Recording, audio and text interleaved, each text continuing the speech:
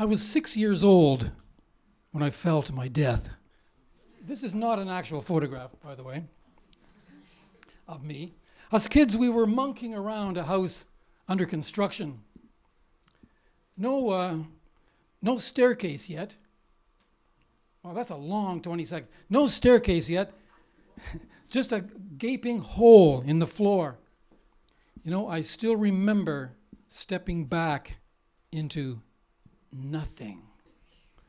Now I want you to hold that feeling for a minute, because I'm not going to hit the bottom till about slide number 7. Half a block away, my father was digging potatoes out in the garden. No, this is not an actual photograph either. This is Landscape with the Fall of Icarus by Peter Bruegel. Now my father, alarmed by the sudden silence in the neighborhood, looked up, dropped his shovel, and ran. True story. Son, I told you to be more careful.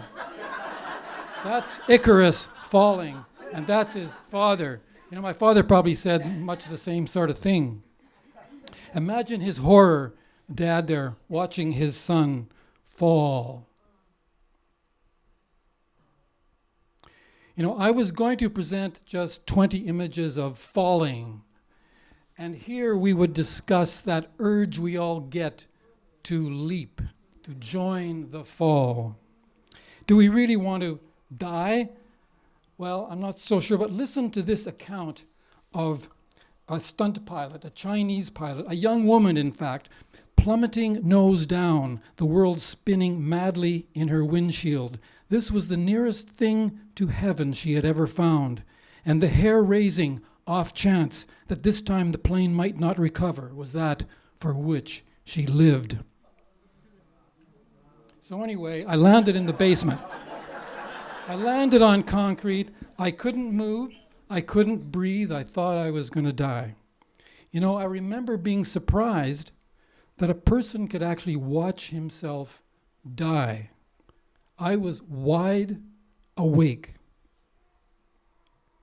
Unlike Icarus here, who was a goner, I seemed to have splashed down in a sea of consciousness. I wasn't concerned about dying at all, because part of me had not crashed. Part of me was more alive than ever. So I'm lying there, who am I? Years later, I created a series of images. I must have been drawing from that eternal part of me.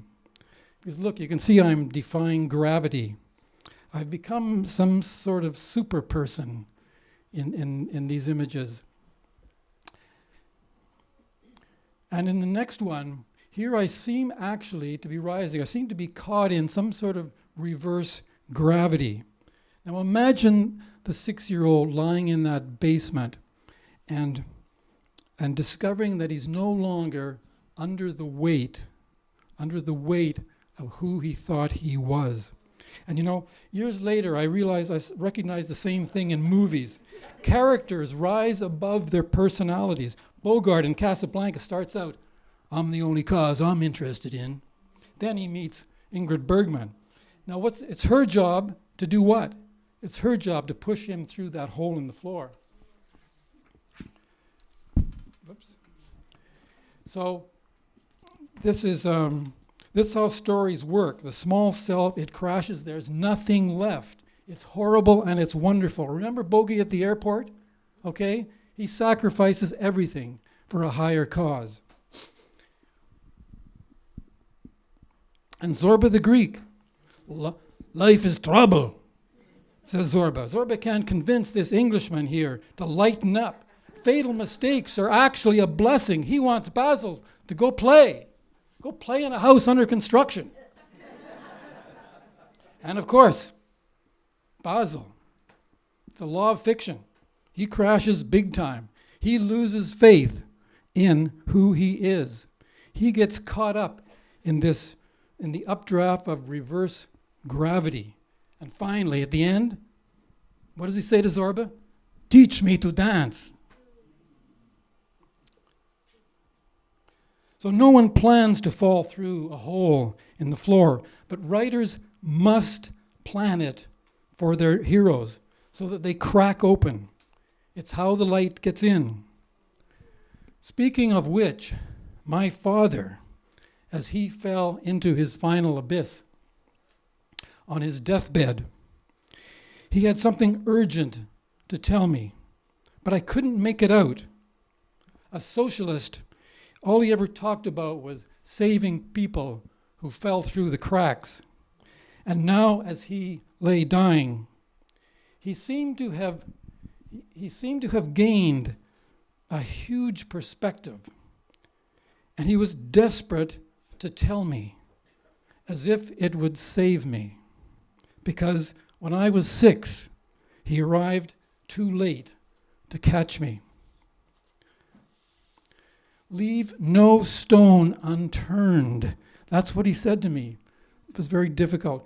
And I say, I'm doing my best, Pops. I got my pilot's license. I rode a balloon across the Serengeti. I landed in India, where I met a mystic.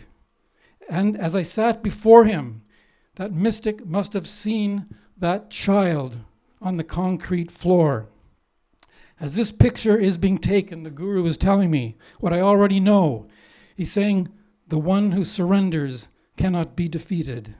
He knows that I am part of the whole, and to be surrendered to the whole is heaven. And finally, here is my own son at age 6. He wanted to jump out of a tree. I said, wait a minute. Okay, as long as I'm there to catch you. Thank you.